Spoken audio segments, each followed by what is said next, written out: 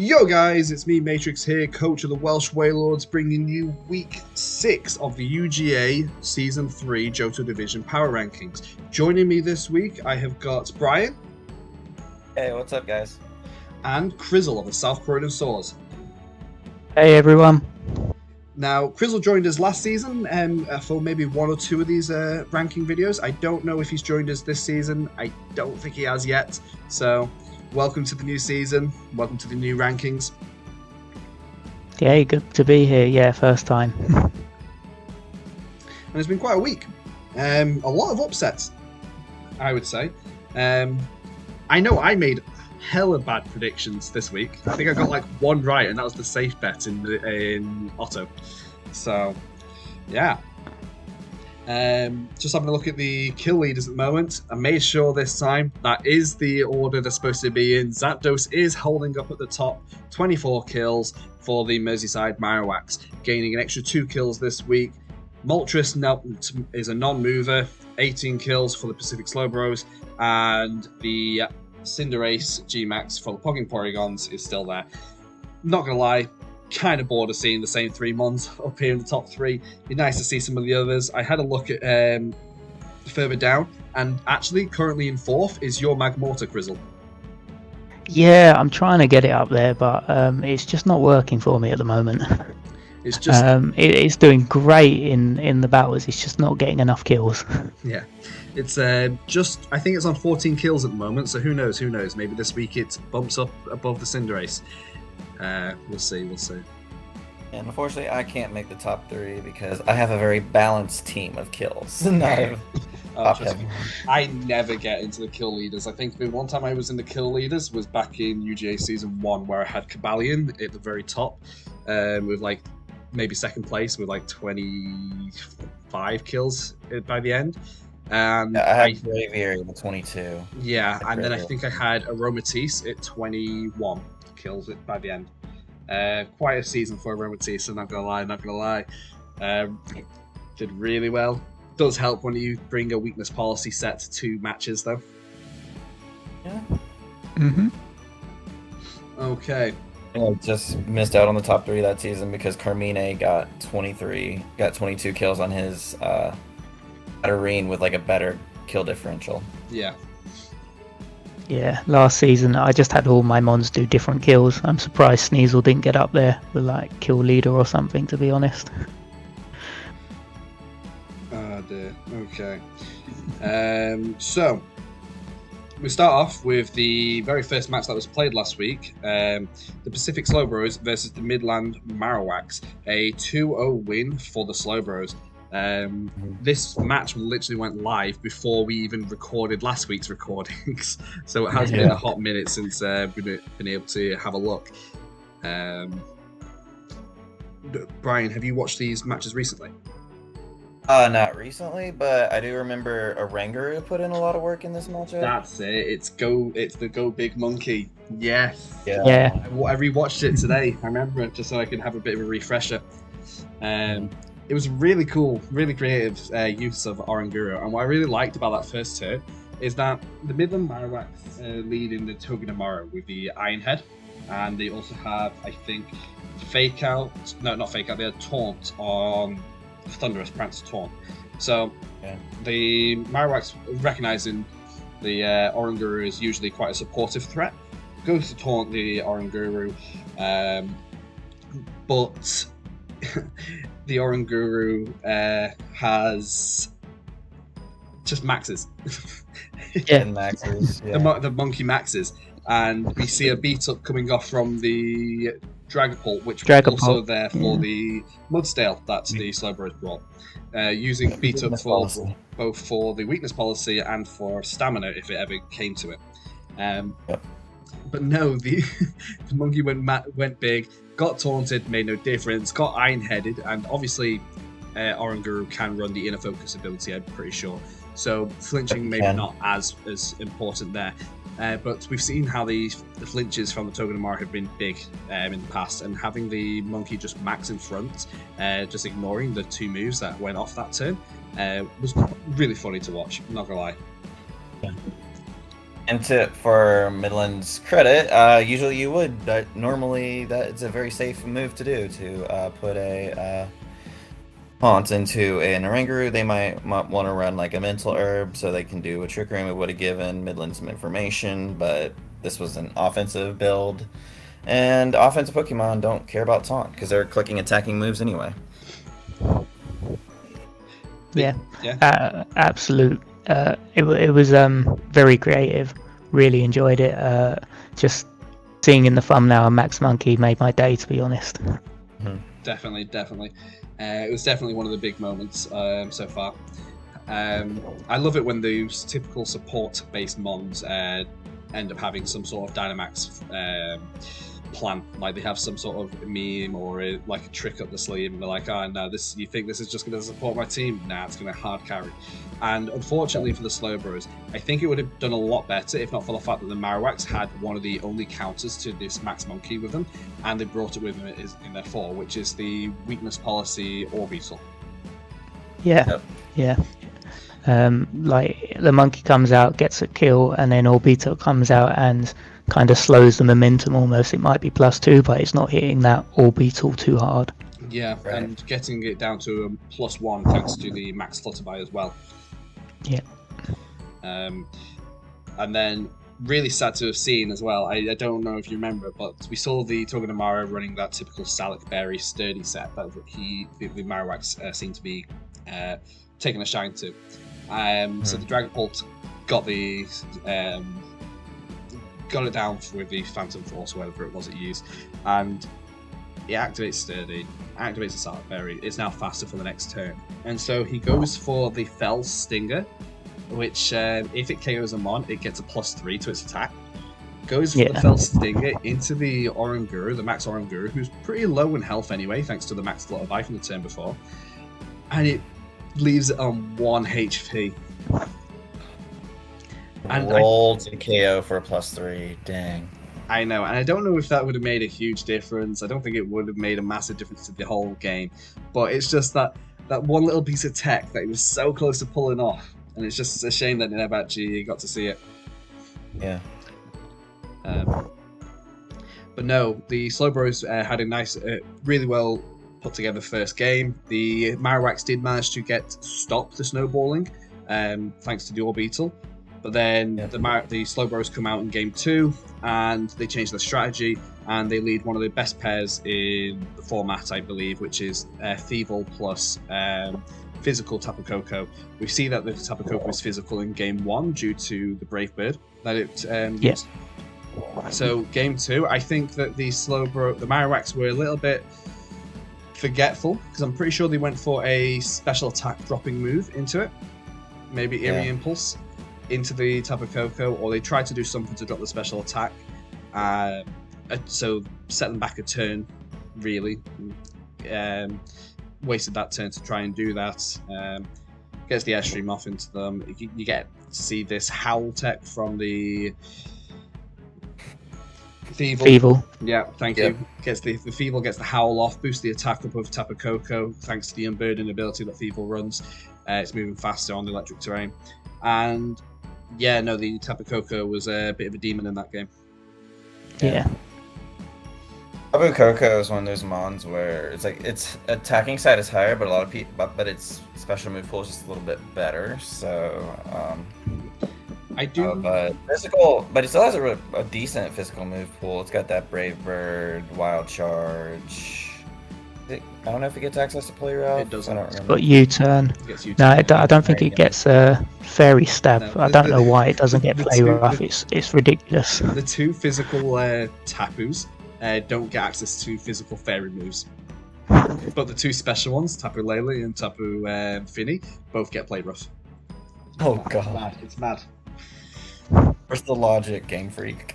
I do like the Tapu Koko though with the Thievul, because on one set you're able to run Fake Tears and hit hard with special attacking, and then another set you can run it with Howl and physical attacking, and you never know what it's going to be when it's led.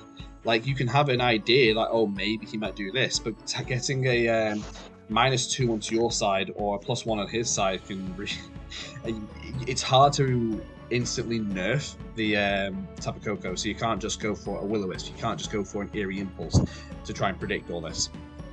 Yeah. But no, well done to the Slowbros, taking that 2-0. Midland Marowaks sitting at 2-4. Hopefully, they can get themselves a couple more wins before the end of the season. On quite the 0-2 route. They're losing 0-2 like 3 consecutive weeks, so let's hope they can change things up for 7 and 8. We move on to just before we do move on, the Slowbros managed to have fully secured themselves a place in the playoffs. 6-0, not lost a single set of 3 games. So yeah, GG's to them. Look forward to seeing you in playoffs and to see what your final 2 weeks of play will look like. We move on to the Far Rockway Tyrannotars versus the Milwaukee Xerneas. I didn't actually watch this game.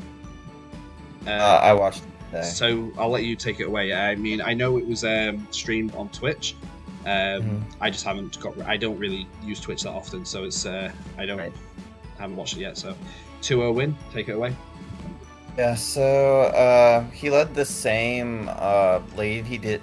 Well, Itamarni. He led the same lead. It was the Tapu Lele with the Hawlucha. And it was kind of the same supportive max, like going up in like a max darkness to lower the special defense of the opponents to do a lot of damage. This time it went into the Follow Me Indeedee. So it was just like one shot it wasn't one shot, it was brought down to the Focus Sash. Paired with the Tyranitar, so so it was basically the Indeedee went down turn 1 thanks to the Ice Sand Chip or the Ice move. It was either the Sand or the Ice, because he used Ice Punch. I mean, not Ice Punch, but Max Hailstorm. He maxed Tyranitar and Max Ice Stormed into the Hawlucha. He was expecting that to be a KO, but it lived in the red, so it'd probably be, I guess, like 20 or 30 HP or something like that. And then they both just take turns not even targeting maxes, and they just KO the non-max with their max moves until it becomes this 1v1 between the Tyranitar and the Entei. And Entei comes out game 1 and was on top of the Tyranitar in game 1. He gets a burn off from the Sacred Fire to nerf Tyranitar, and it's just a couple of stomping tantrums to KO the Tyranitar. And game 2 was a little bit. It was the same lead from the Xerneas, and I think it wasn't. I don't really remember the rest of the details from that game too, but. Obviously, it ended a similar way with a Xerneas win. Yeah. So, yeah, the funny thing about this game is pretty similar to the last game where you got an Unburden user eating a seed and going faster. Because Armani led with the Tapu Lele and Hawlucha, so Hawlucha's speed was instantly doubled. And then the rest of the game played out from there where they were taking out the non-max mons. And then, as we say, it finished up with Tyranitar taking on Entei, and a lucky burn and some good protects, and the Tyranitar goes down because it can't really touch Entei after the burns. I think it was doing like about 15% with rock slides, and you wouldn't flinch it, so because of inner focus. So that was the end of the game 1. I'm surprised. I'm surprised that even with a burn, the Tyranitar wasn't able to do more than 15% to Entei. I mean, stab rock. Tyranitar's got a monstrous attack. Yeah. Must have been a bulky Entei. Definitely. Very bulky one, yeah, probably. And then that Hawlucha probably had some defense investment in it because it lived that max Hailstorm, and I think in the Twitch stream, he had calcs for it to go down from the max Hailstorm. there was some defense investment in that Hawlucha. It wasn't even with a plus in its defense because it was getting a plus special defense from the Psychic Seed. Yeah. That was like a probably max HP and then a little bit of defense in there as well. I guess. What about game 2? You were saying, Crizzle? Game 2, it was the same ones maxing Tyranitar and Hawlucha. I think it was the same leads as well, both the Indeedee female and Tapu Lele. It played out quite similar. I think they adapted a little different. Like Tyranitar didn't go for the Ice Punch to take out the Hawlucha this time. First turn to try and keep Indeedee up a bit longer, but he just went straight into the Indeedee again, and Sandchip took that out. It was another tight game. I think Tapu Lele was hitting really hard with Moonblast, so Tyranitar was losing loads of health quite quickly. And by the end of the turn, I think it was a dead Indeedee and hurt Hawlucha. But Tyranitar was like on virtually no health. So yeah, and it kind of just played out from there. Okay. So yeah, it seems to be like a pretty close set of games. Trading the non-maxes, the support mons, and the max mons just battling it out towards the end. Yep. Okay. Yeah. Close set of games. It's a good use of the Max Hawlucha. I'm really liking his use of the Max Hawlucha. It's kind of like this support Max with the Max Darkness paired with the special attacker. Yeah. Really good use of it. I can appreciate that. Yeah. GG's then to the Milwaukee Xerneas, taking another crucial win in their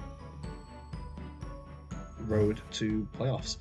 The faraway Tyranitars are now 3-3, I believe, and I think that ties with them with the Xerneas. So, fun fact about them: if you check their schedules, their records, neither team have won when the other team has won. Oh wow! They literally they both win and lose every week. So they win every other week and they lose every other week. And they literally match up to the fact that if the Tyranitars win, the Xerneas lose. If the Xerneas win, the Tyranitars lose. They've never both won or lost in the same week. Oh wow. It's crazy. I know. So definitely need to start predicting on that pattern for my predictions if I want a chance of getting a bit higher. Yep. I just make pretty patterns and then think, oh, that'll do. I know. Should do that. I just click buttons, go like, what does this button do? Oh, that's what this button does. Okay, I'll click it. So we move on to the Drowzee Dracosalts versus the Summerville Scraggys. 2-1 win for the Drowzee Dracosalts. They haven't won a game since their very first game against the Trenton Typhlosions in week 1. Right. We're now in week 6 and they finally pick up their second win of the season. Yep. And I have you watched this game, Crizzle? Yeah, I've watched it. Watched it a couple times. Really enjoyed it. Matrix and I watched the stream of it. He streamed it in probably here or playing Whale Song. So I think he streamed it here and we just watched. Yeah, I liked game 3. I was rooting for Masenko to go through it without maxing, but in the end, game 3 got close. Game 3 got very close. Not to say I wasn't rooting for you too, Tyler. Not that I was, but Masenko needed a win. Game 1, really good game. Playing this Dragalge endgame with supposedly setting up the Trick Room. If I'm not mistaken, he managed to get the Trick Room set up with the Bronzong. Because the Raichu didn't go for the fake out into the Bronzong, it went out for the fake out into the Grimmsnarl. So the Bronzong gets the Trick Room up. Dragalge ends up coming in at some point, and you get this bulldoze off into the Dragalge, a tech that we often see with either a fast Metagross type thing, fast Metagross clear body, or I see it very commonly run with Turtonator, getting that weakness policy for extra damage. But we see it with the Dragalge as it maxes. And what I really loved about these turn of events is that I got to respect Tyler's game plan as well. It was really good. They had Soak on Pelipper, paired with Max Overgrowth of Celesteela to change the type of Masenko's Mons to be Water type, so he could hit it with a Max Overgrowth and do more damage. But being in Trick Room, the Celesteela's moving first, the Pelipper then soaks afterwards. It does have the Focus Sash, so it hangs in there to be able to soak the Dragalge to become a Water type, so that the Celesteela can actually hit it. And whilst because the only way a Celesteela hits a Dragalge is if it's a physical Dragalge set. Physical Celesteela set, because of it gets access to Earthquake. So this is obviously Tyler's way of getting around that, whilst being able to run it all the coverage moves it wants to run. And that was the fatal flaw, in my opinion. Soaking the Dragalge whilst having the rain up from Pelipper's Drizzle. So the following turn, we got this +2 adaptability boosted Dragalge that's now a Water type, using Max Geyser in the rain into the Celesteela, and it just dies. Takes it out. It's gone. Yeah. Completely. So much damage right there. I mean, adaptability is such a strong ability, just basically giving a 2x bonus instead of a 1.5 bonus. It's another free stat boost, really. Yeah. And the Max Geyser was always going to be doing decent damage in the rain, and a good neutral damage against the Celesteela, but getting that stab boost and then the adaptability boost on top of that from the type change, that Celesteela didn't stand a chance. I've never seen a Celesteela fall quite like that without it being due to fire or electricity. Yeah, you don't see Celesteela fall even when it's at full health. To most moves, but that was just like a +2 adaptability in rain. That's a recipe for disaster, and it works so well. Yeah, it was beautiful. It was actually beautiful to watch a Celesteela fall like that. Yeah, Masenko's reaction, he's like, "Oh, you soaked me. That's okay. Give me adaptability boost, thank you." It was so good. Thank you very much, Tyler. No, it was really good. And then Tyler, giving him his credit, he adapted really well for game 2, bringing the Motor Drive Electivire paired with the Rotom, I believe. Discharge Rotom. Raichu. No, sorry, Raichu. I was thinking of Raichu. I don't know why I said Rotom. The Discharge Raichu. And I could see straight away as it was brought out, the Masenko did at one point risk a Yawn into the Electivire straight away, turn 1 or turn 2. And I'm thinking it's a bit of a risk, but with that type of lead, you're kind of just telling the opponent that, I'm Motor Drive. You know? Yeah. It's not going to be Vital Spirit.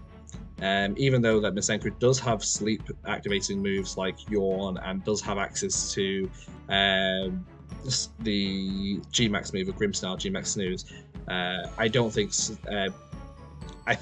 there was enough reason to have been Vital Spirit, especially if you're using Electivire as a switch-in for electric moves for your Celesteela as well, so you get that Motor Drive boost. And so that's why Masenko was pretty confident just to click Yawn there without needing to check for it. But yeah, game 2 was a lot more in Tyler's favour, a lot more control from his end. Getting rid of the Hippowdon with the Energy Ball from the Celesteela, you're getting the Ice Punch, Max Hailstorm from the Electivires. Hippowdon, I think, could have been positioned well to win this game. Or if Masenko had maybe maxed a little bit sooner than he did, like just leaving the max that little bit too long, I felt in that game. I felt he should have maxed the Hippowdon way earlier. Maybe after that slack off or something. Yeah.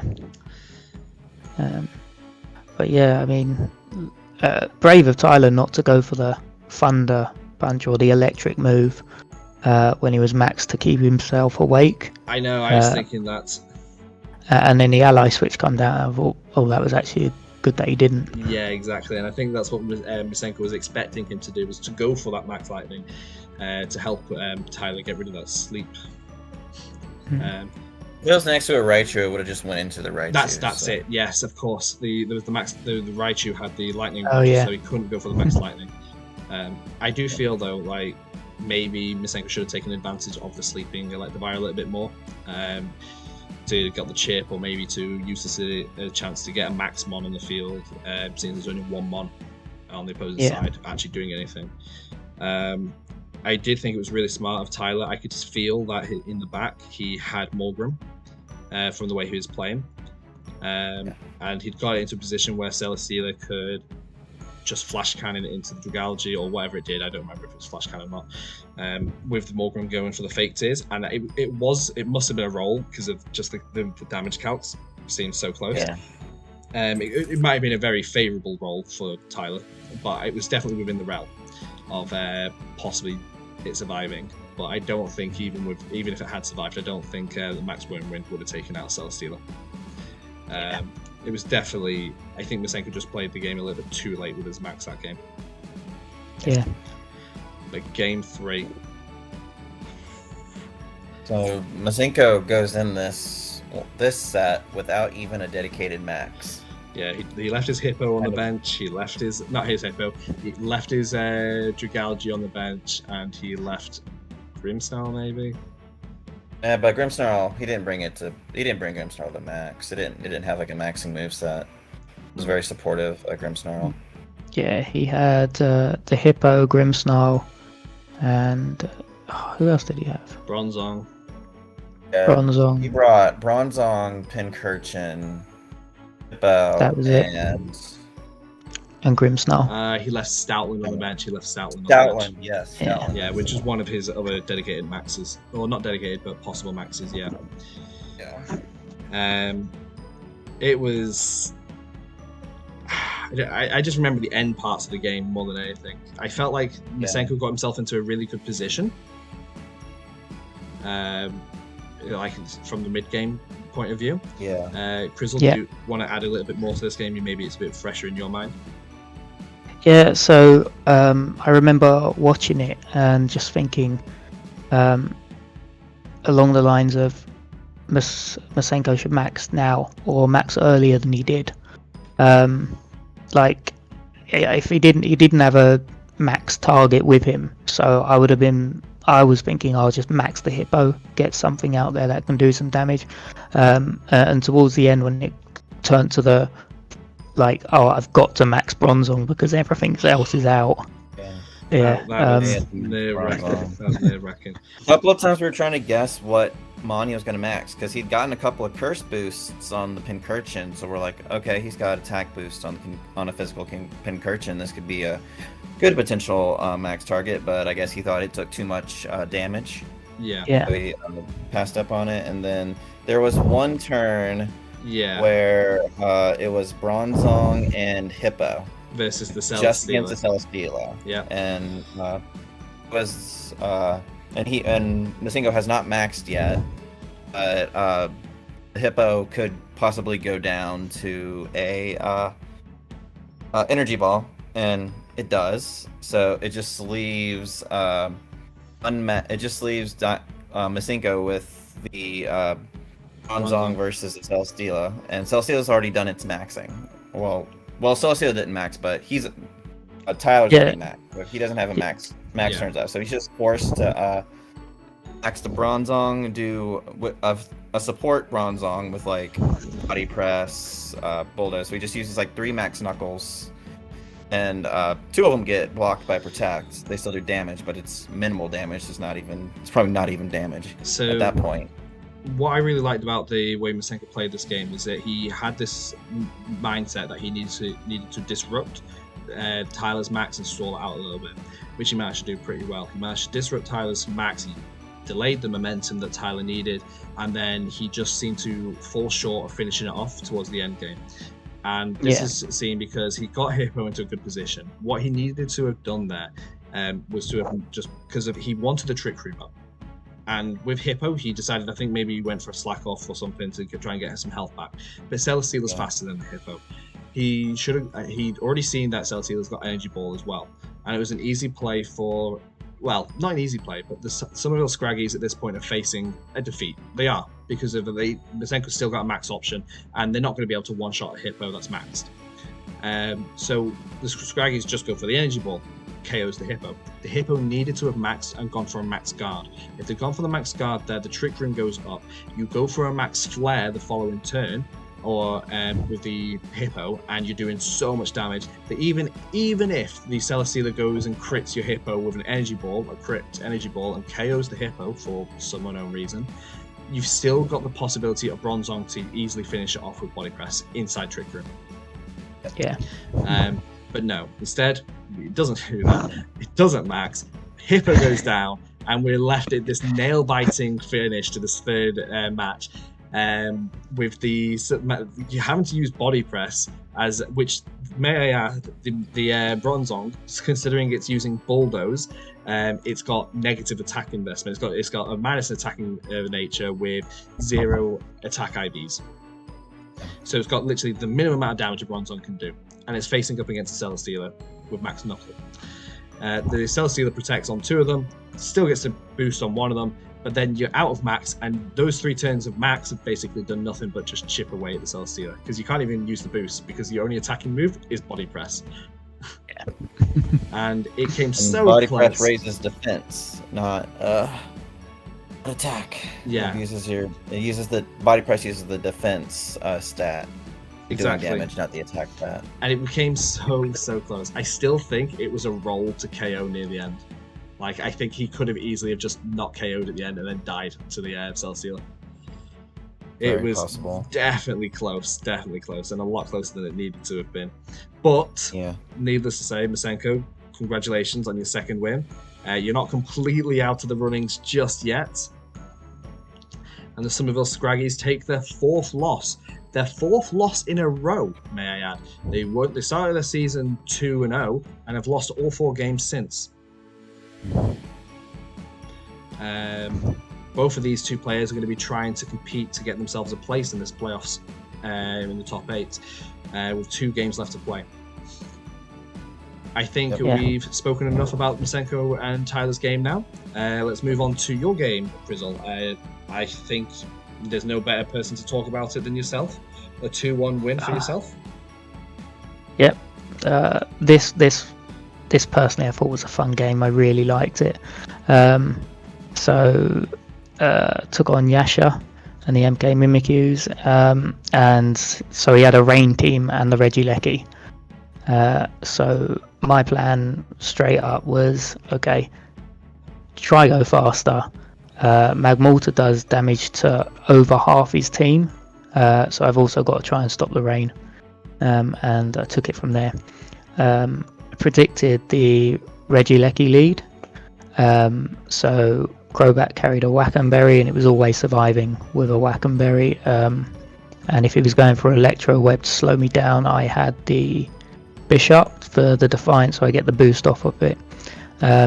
Didn't do that. He went straight for a Volt Switch, brought in Politoed and a maxed Almodo, and I was facing down the barrel of a gun at one point. I was just like, oh dear.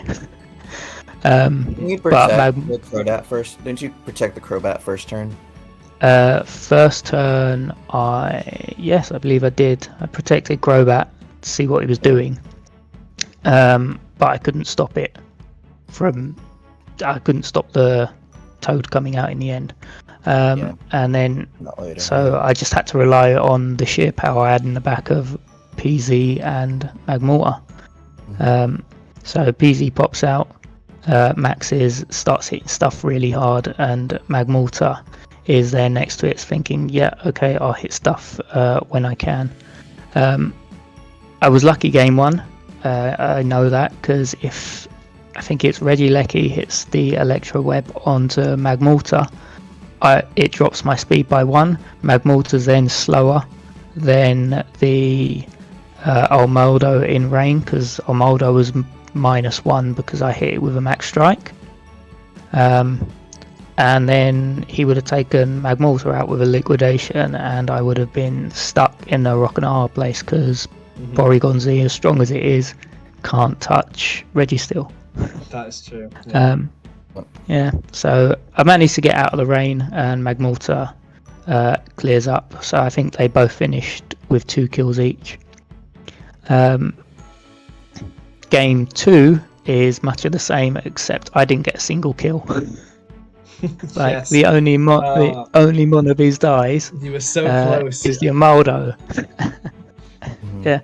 I'd kicking myself if I went for the sucker punch. Literally, as you were doing this turn, I remember watching it, and as you were clicking the moves, I was thinking, "You need to sucker punch. You need to sucker punch. You should have sucker punch here. It's your buy shop's going to get targeted. You're not going to get a move off, and at least this way you can guarantee, or at least chip it enough that it might just put it within range. And that would have changed the game a little bit for you." Yeah, it would have, but this one was a lot harder. I miscounted my. What did I miscount? I miscounted the turns of Rain as well. I thought Rain was ending a turn earlier than it did. So Magmortar, although I got the Protect off, it was like, oh dear, I can't get out this Rain, and he took Glastrier out. If so, woulda, shoulda, coulda, didn't. Yeah, literally. You got off the speed swap into the Glastrier, so I thought you were doing really good. I looked away from the match for that was game 3, wasn't it? A couple minutes, and I come. No, that was game 2. That was game 2. Yeah, no, that was really good. I was wondering when I was watching it, I was thinking, I don't think Almaldo can outspeed a Pheromosa, or at least if it can, it has to be incredibly high invested. Yeah, he couldn't outspeed the Pheromosa, and it's funny because we both speed checked each other. Mm-hmm. So he speed checked his Almaldo to outspeed Crobat. So I had speed checked my Magmortar to outspeed a -1 in the rain Almaldo. And so that's why in the rain I was able to go off first. But it was. And then game 3 was over much quicker because I think he saw my plan and decided, okay, I won't take Politoed this time, but I stuck to game 1's plan. Yes. Without Politoed, it was much easier. Getting that managed to off. Getting the day off. Magmortar just then wrecked house as it does Tailwind and Sunny Day. Yeah. With the Regieleki lead, I knew I was safe to go with the Tailwind. Yeah. Because he didn't have anything to slow me down or anything like that. So yeah, I got the Tailwind off. I was hoping Bishop might have done a bit more, but he went down straight away. Yeah, Bishop does have a tendency to do that sometimes. Yeah. Oh yeah, that was it. In game 2, he managed to crit my +1 Bishop. I was just like, and that went down, and then there wasn't much going on for game 2 after that. So yeah, we took it from there. The most important thing is you and your wife aren't getting divorced. Yeah. Yeah. Yeah, I was under strict instructions not to let Mimikyus win because they're from Milton Keynes. Not that we have any hate towards anyone from any part of the UK other than England on this channel. So I suppose Milton Keynes does fall under that flag. We are Welsh here, Welsh and proud. I have no beef with anyone from Milton Keynes, but they did steal my wife's football team, so that's the only reason. She's a Wimbledon fan, and I'm innocent. I've just got to beat someone. And beat them you did. No, it was really good. Yeah. I really like that you tried to get that Sunny Day off in game 1 with the Crobats, but the Crobat just ended up going down that same turn that you tried to use it. But because of that, you were able to preserve the information that you even had Sunny Day. And getting that Sunny Day up, ready for the Magmortar.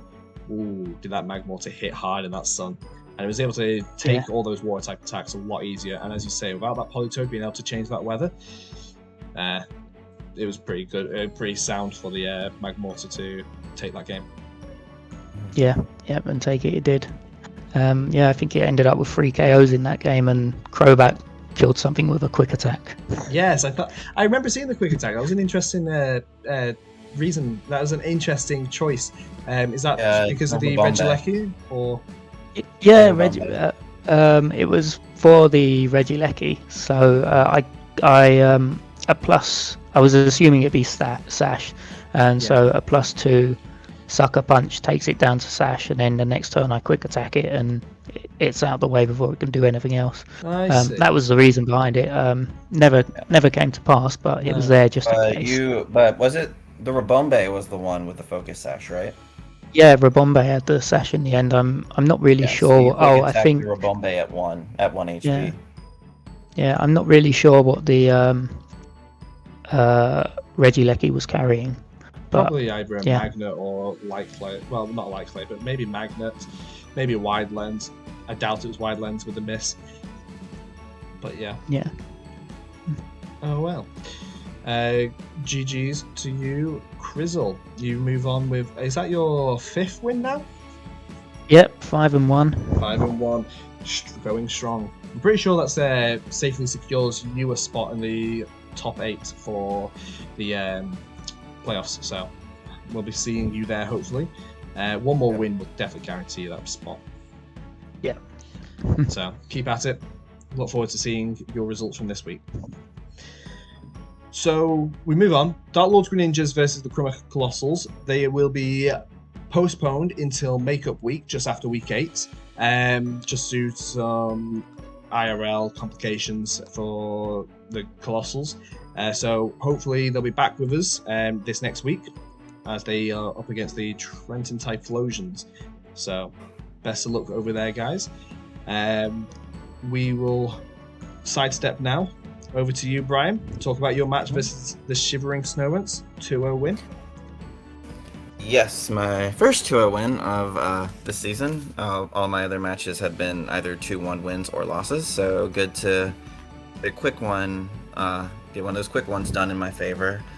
I went with a bulkier team than I usually do. Usually I talk for speeds first and only speeds in my calcs, and that's probably one reason why I'm 3-3 and not any better. But I actually put a lot of bulk investment into my Mean Shao and my Thundurus this week, and Thundurus didn't really carry me, but it never died the entire 2 matches, so I thought that was cool. The idea was if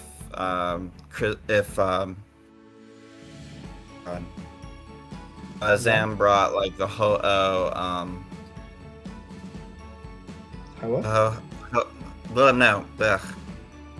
Galarian Moltres and the Comfey? Comfey, thank you. Comfey and the Galarian Moltres. Yeah, that. Thank you. I had a brain fart. Then I would just like Eerie Impulse into the Galarian Moltres, and then it loses its like weakness policy boosts, but that was never actually the bring. The Galarian Moltres never came. So the lead was a Trick Room setup with Mimikyu and Surfetched. Love Surfetched. So he thought I was going to just taunt, because I had brought 2 Mons on the field that can potentially no taunt. I went straight for just getting through Mimikyu's disguise and potentially a KO, but it was running the Berry. So I Rock Tombed into the Mimikyu to break the disguise, and then a Flash Cannon into it. He just instead of going for Trick Room, he play roughs into the Mean Shao. It's a 1-shot. I didn't run Focus Sash on it this week. And I bring in my Blastoise in the back, and basically I can max it from there. Gets double targeted by grass moves. The Surfetched and the Mimikyu both put in a grass type move into it, get the weakness policy off, and was able to do a lot of G-Max Cannonade chips. And then he gets Trick Room up. Unfortunately, I should have targeted the Mimikyu on turn 2, but I targeted the Surfetched. So he gets Trick Room up. Mimikyu goes down and brings in the Vikavolt and maxes AO's Blastoise. Unfortunately, so I only get like the 1 Cannonade turn off. But I do get a Eerie Impulse into the Volt, so it can't do any damage to either the Berserker or the Thunderous, and I just KO the Swine and the Volt from there to take the first game. Then second game, I brought my policy procer. I had Noivern with Absorb this week to proc the policy on Blastoise, so I proc it. I max Quake into the Naganadel, which he brings as a counter to a special Blastoise. But doesn't matter, I get it's physical, doesn't care about the Snarl that just came into it. So we just KO it from there, and then it's basically sort of the same thing. I get moves off, I get a couple of more cannonades off, and then the end game becomes Thunderous and Mienshao. And I can KO the Mamoswine with a combat, and I can KO Surfetched with a Thunderbolt, something like that. That's basically how that game 2 went. Yeah. So I was in pretty good control of both matchups. A couple of times I could have made a better play, but at the end of the day, I got the 2-0 win. Probably could have just gotten a better differential. Like instead of a +4, I could have gotten a +5 or a +6. But at the end of the day, got the 2-0 win. Yeah, and that's what you needed to get yourself to 3-3. So good job. Yeah, well done. Yeah. So I was helping Zam prep this week, and we were working mostly with a special Blastoise, so that's why he was prepped for a special Blastoise, not a physical one. With an Absorb Noivern. Yeah, never saw the Absorb Noivern coming. We were thinking, if Noivern comes, it'll Tailwind, but we've got Trick Room to stop that, not procer policy. So very amazing tech there. Didn't see it coming at all. Now, just to hold you for a second, I've seen that tech ran before, and I don't know where I've seen it. I don't know if it's been ran by you before. It was Merseyside. I saw it when Merseyside played me, because last season he had it for his Claydol. Of course, I knew I'd seen an Absorb Noivern somewhere before, and I just couldn't think where I'd seen it proper policy.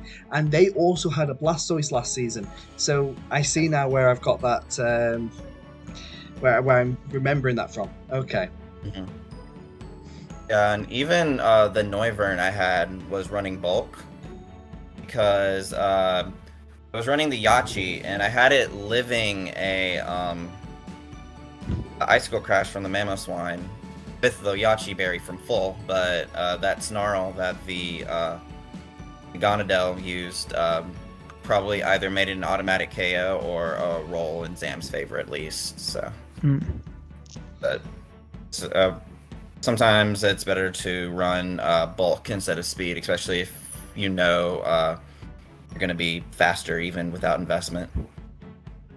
Yeah. Like the only thing that ran any speed was that Noivern. It was like near max, like just in case. I probably wanted to outspeed Naganadel or something just in case, but yeah. That's what I like about drafts. You can speed check something, so you're like, okay, at a certain speed I'll go faster than this, so I don't need the rest. I can put it into bulk or wherever's needed. Yeah, exactly. But yeah, nice win, 2-0. Snowrunts are 2-4 at the moment, although they did take over a losing record team anyway, so who knows, we might see another shining couple games out of them for the last 2 matches of the season. And B-Drills, you're still in there. You're just sitting pretty inside the top 8 at the moment. So who knows? If you can keep that momentum going, you might be making your first playoffs. That's what I'm hoping. I think with my trades, I think it was smart to, instead of dismantling the team, to just shore up the modes a little bit. Mm-hmm. Yeah. Definitely. Yeah. Okay, so move on. Merseyside Marowaks versus the Pogging Porygons. Now, the Marowaks, are in such a roll at the moment. They've literally just winning game after game after game. It doesn't matter who the opponent is, whether it's the Summerville Scraggys, the Tyrannotars, the Pogging Porygons, and all these teams are the highly rated coaches as well. Coming out of this matchup against the Pogging Porygons, which was basically a fight between two of the top 4 teams, and coming out with a 2-0 win, it's pretty impressive, to be honest. I remember watching the match today, and he had the weakness policy Zapdos, and I'm pretty sure he was planning to do something with the Weavile to activate it, but he never needed to. He led the Weavile plus Klefki game 1. Have you guys watched this match? Yeah, I watched it. Watched it today. I thought Porygon's techs were really good. The Lycanroc. The Lycanroc was amazing. Like after turn 1, it had +2 attack, +2 speed because it set up a Sandstorm, and +1 in special defense. So and maxed. So that was really good to see. And was it a weakness policy? Was it weakness policy? Yeah, it was weakness policy. How was it activated again? I cannot remember. It was the Hitmontop hit with a Mach Punch. Of course. A punch, yeah. Did quite a bit of damage to itself though, that Mach Punch. Yeah, I think it took like a quarter of its health or something like that. So I wonder if, it's done. Sorry. I was going to say it done a bit of damage, but the Quillfish in the back of the Marowak side then started limiting how much damage the Lycanroc could do by just the Intimidates alone. It was great support in this game, I thought. Yeah, and the Marowaks were cycling their Mons around and just keep swapping out. So like the Weavile had taken half damage, the Quillfish was at half health, the Klefki was at half health. I just remember seeing like he had already utilised 3 of his 4 Mons before he even maxed the Zapdos. And the Zapdos was clearly offensive pressure, the other 3 were clearly there for just supporting and just doing the disruption. And it was really... I really liked how the Lycanrocs had planned to try and take on this Zapdos, but the reads that the Marowaks made, going for the max airstream into the Meowstic slot or something, this is in game 1. Game 2, for example, where he obviously is a different mode this time around. He brought Marowak instead. What I really liked about that first max turn of Marowak is that, or at least he went for the max Rockfall. Because the Cinderace clearly had already gone for the max airstream at the start, predicting a max Quake coming into it from the Porygon side. They were predicting a max Quake, so they went for the airstream to try and negate that. But the Marowak running Rock Slide or whatever on it was just like, well, okay, you can go for a max airstream or you can stay on a fire type. It doesn't matter to me. I'm just going to click Rockfall. It was less a prediction that he was going to do it, or rather than just cover my bases. Yeah, I mean, if you got a Cinderace out, it becomes one of 3 types. It either stays fire, it turns to steel, or it turns to flying. And with what was out against the Marowaks, I was thinking, okay, well, Rock Slide is a max Rockfall is a really good choice here, and you're going to do huge damage to it as if it isn't the steel type. So, yeah. I also like some of the other tech that the Porygons brought, which was the Quick Guard on the Hitmontop. It really created this... it protected the... Because obviously you can see that the... I'm really struggling with words. You can see the Marowaks were wanting to preserve their low health Zapdos for as long as they could and try and remove this Lycanroc that's got Excel Rock on it. So they were trying to go for like a few Aqua Jets off with the Quillfish to try and take it out. However, the opposing side had the Quick Guard on the Hitmontop, and this just prevented the Aqua Jets from even hitting the Lycanroc. It wasn't a game-changing play, but it was a nice tech that they brought. Possibly to stop fake out. I don't think it can stop fake out. I'm not 100% sure what exactly it was there for. Nonetheless, it did what he needed it to do in the moment. It's just a shame that it was already too far behind for it to make a real impactful difference. Yeah. Quick guards +3, so it would have come down to speed tiers to if it stopped fake out. And the only mon that gets a guaranteed stop on all fake outs, I think, is Talonflame. I think that's the only one that gets out because it's faster than all fake out users. Yeah, because Weavile's the fastest, I think it was. Yes. And yeah, it's got like 1 point faster. So, but yeah. But no, it was really good tech from both sides of the field, to be honest, this week. And yeah, I thought it was brave taking a Marowak without any form of like speed control or trick room, but it really paid off. I noticed that. When in the team preview, I was thinking, is he just going to plan on just straight up maxing this? Yeah, because he's got no way to really support it, like in conventional ways, and he did, and he positioned it well though. He didn't just waste the max straight out the gate. Turn 1, he withdrew it, repositioned. He switched in a mon that took a bit of a beating, but then he also saw that the Porygons were just happy going for, like, I think it was in game, like you saw in game 1. It's okay, I'm jumping back and forth between games, but we saw that in game 1, remember, where he went for a max Quake with the Lichen Rock, and he just goes, well, okay, if you're just going to max Quake my Klefki slot again, I'm just going to switch this out and put in a Flying type. Yeah. Or a Levitating one. And the Zapdos, that's when he switched in the Zapdos. Pretty confident that, alright, you're not going to go for a max Rockfall onto this slot. I'm just going to reposition, get Zapdos in. And I think it was that what really helped the Marowaks edge out over the Porygons. The Marowaks making the reads on the Porygons and what they were going to do, and just making sure they could position themselves into a really strong position. Yeah, and not to take anything away from the Porygons, but like the Marowaks are just on form at the moment. Like they've dropped 1 game since taking over this team. Everything else has been 2-0 win, which is the first game they played. Yeah, so look, it's going to be no easy task to stop the Marowaks. Mm-hmm. Zapdos takes no prisoners. What I also, the one thing I did question though when I saw the result type thing, I think the Porygons went a little bit too hard in trying to counter the Zapdos, and the team fully managed to counter the Zapdos in game 1, but they left themselves open for this Marowak.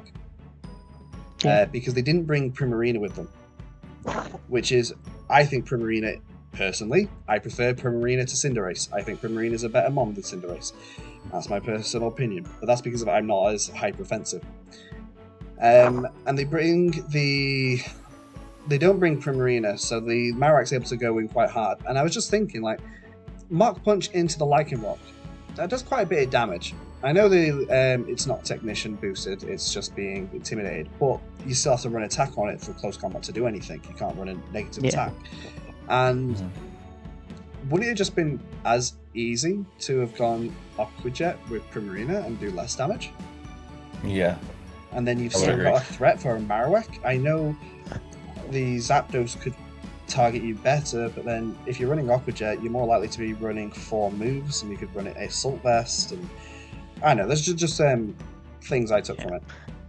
Yeah, but I mean, like running Assault Vest, Marowaks have been running physical Zapdos for most of the season, so it is like, but it's like, I think Porygons has fell into the trap which I fell into last week. I prepped so hard for a Primarina that didn't come, and ended up losing high horsepower on Tyrantrum, which cost me the game. If I had that, it would have been different. I would have been able to hit more super effective moves, but that's been and gone. Whereas this week he's seen the Zapdos, been terrified of the Zapdos, and not bought the Primarina, which would have threatened the rest of the team. So yeah, it's just how you prep for, isn't it? 100%. And even with all that prep, Zapdos still managed to take game 1, so yeah, Zapdos proving itself to be a hard man to stop. Okay, well, GG's Marowak, you're on that scary tyrannical run at the moment. And the Porygons were just another stepping stone in your path to the champions. We move on to the Trenton Typhlosions versus the Old English Eiscue. We get to see the belly drumming squirrel. Yep. 2-0 win for the Eiscues, though. Thoughts on this game? I thought that Trenton Typhlosions could have taken that game too. But Eiscues got some very good RNG in that game. Yeah, I think very critical to his win. Very lucky in this game. The Scald in game 1 and the double protect in game 2. If that Scald wasn't a crit, the Squirrel would have survived and probably taken something out with it. Yes. Probably would have gone for a max strike and then maybe been faster. I don't know. I lost track of all the speed tiering going on with all the airstreams and the max strikes. But yeah, I thought Typhlosions prepped really well in this game. Mm-hmm. And what's good about the Greedent with the belly drum is that you can get the belly drum off and still have all of your HP thanks to the citrus berry and the cheek pouch ability. Yep.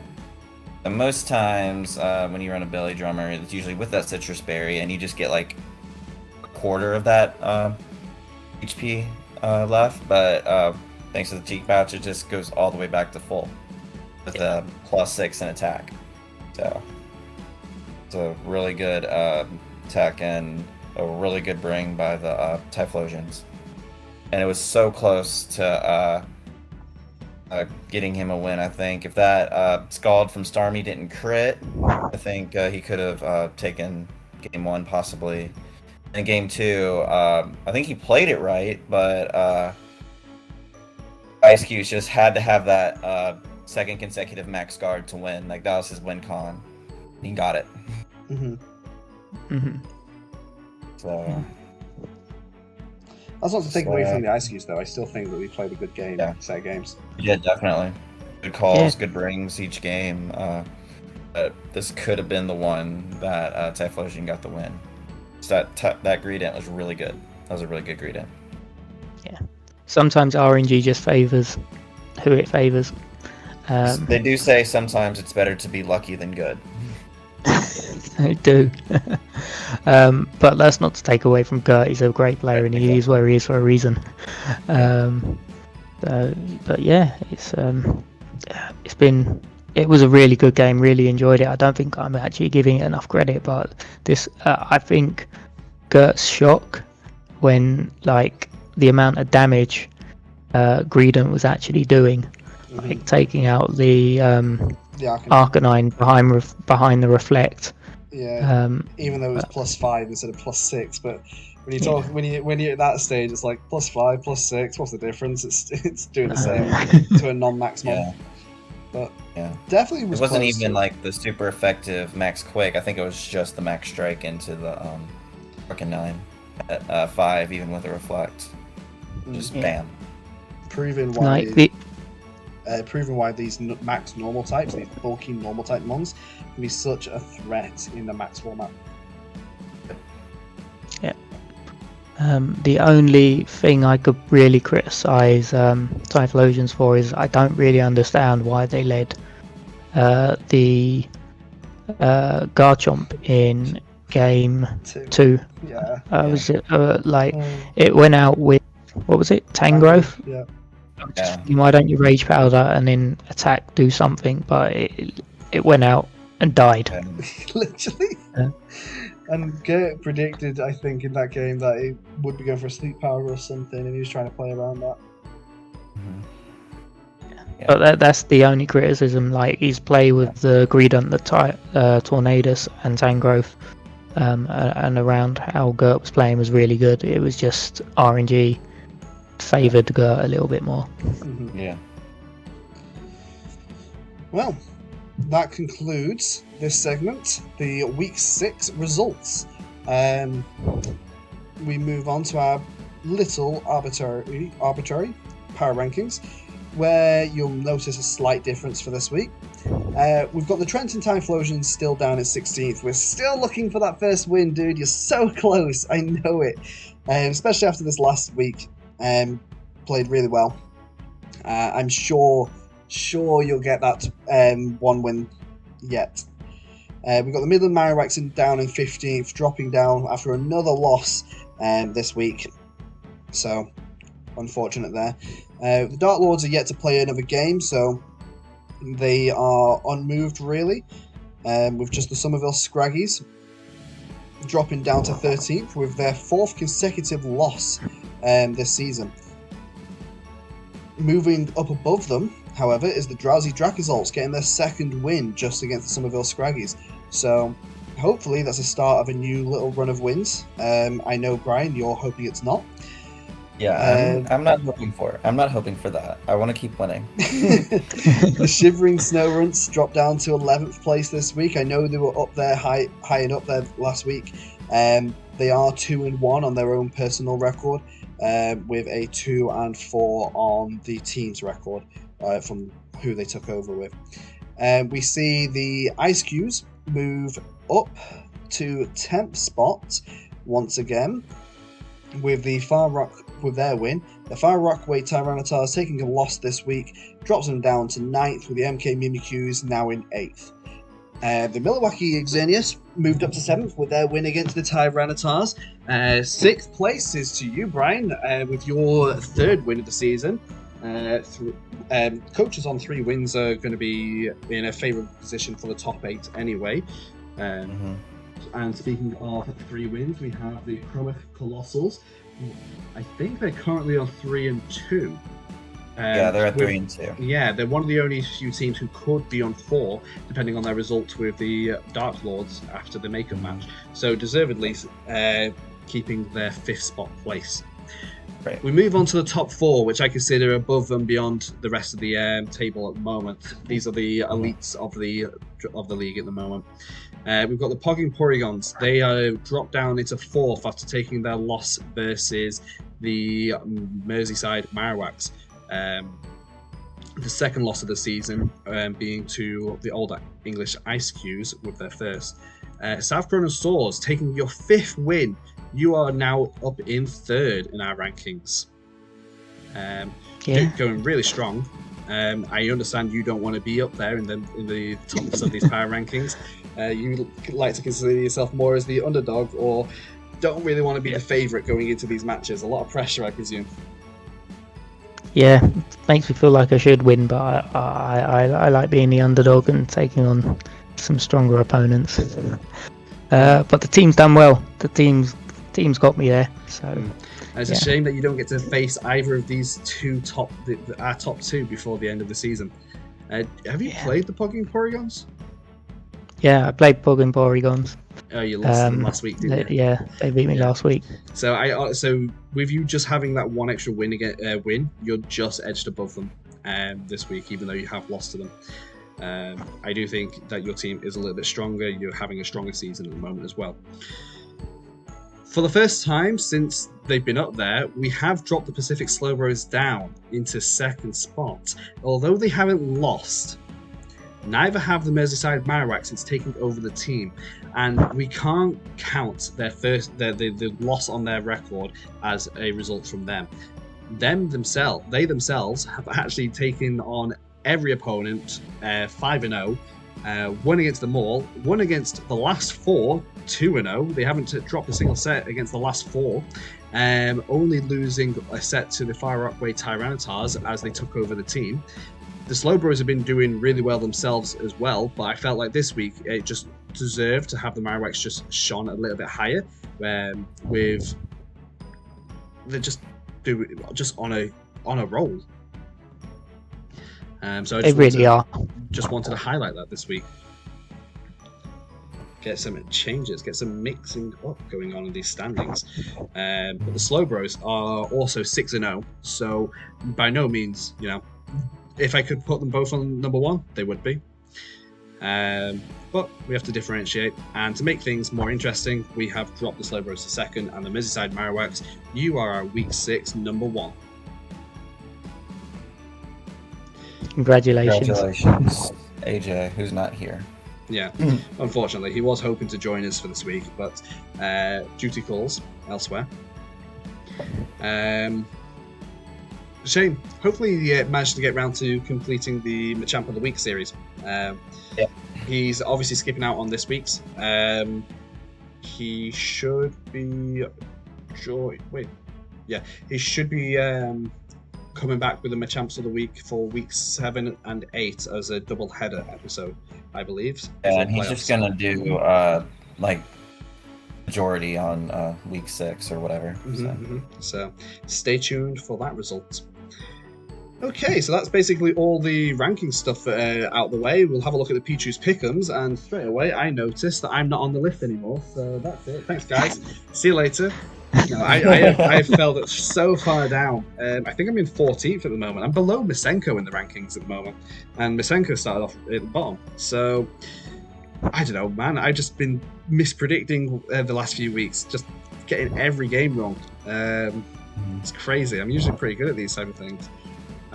Maybe I need to start looking at these matches a bit more. But no, Zam, I know he's not here with us today, but he stormed ahead with an 83%, top of the Pichu's Pick'ems. I think he got literally every game predicted right last week. I would have to double check, but do you even predict me to win? I'm not 100% sure. He might. I was pretty strong. The Dark Lord Greninjas also doing really well in predictions last week to put themselves into the top 3. And then the South Coalossals and yourself, Crizzle, your predictions are pretty on point, 75% accurate, doing really well. Yeah. Zam voted for him. Don't know how. He voted for himself. 3rd in the Pichu Pick'ems, 3rd in the table. Hopefully, we finish above 3rd this season. Hopefully I hit the finals this season, but we'll see. You mean you don't want to be in that comfortable 3rd position, Crizzle, that you're just so comfortable in? You don't want to be there? When it comes to actually winning, I'd rather win. Same. But no, that's basically it then. Pichu Pick'ems, over and done with for week 6. AJ, Lucian, Dr. Dave, OC Frey, Otto, and Tyler make up the remaining of the top 9 of our 16 Pick'ems. Okay, well, that basically concludes today's weekly recap, power rankings, whatever you want to call it. Any final thoughts from you, Crizzle? Fun week. Looking forward to week 7. Who have I got in week 7? I've got Tyler, who has beat me before. So, that was one of your worst losses last season.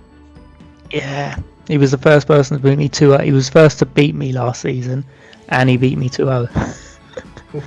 So, yeah, here we go. Hopefully, you can get your revenge this season. We'll see. And you, Brian, you're up against Misenko this week, so one of the 3 amigos. That's a critical one. That's a critical one for me. Yeah, I said from the start, I felt like that game is going to be so decisive on who makes it to playoffs. I feel like it's definitely a make or break situation for you both. Whoever wins will have a chance of making playoffs, and whoever loses will be more than likely out of playoff. Yeah. Horrible position to be in against one of your friends.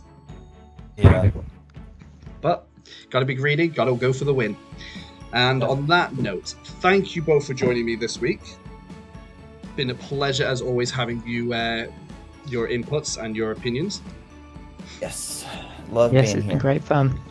And I will catch you all next time as we move on to week 7, the penultimate week of the regular season. Thanks from me, guys, and I'll catch you all next time. Peace out, guys. Bye.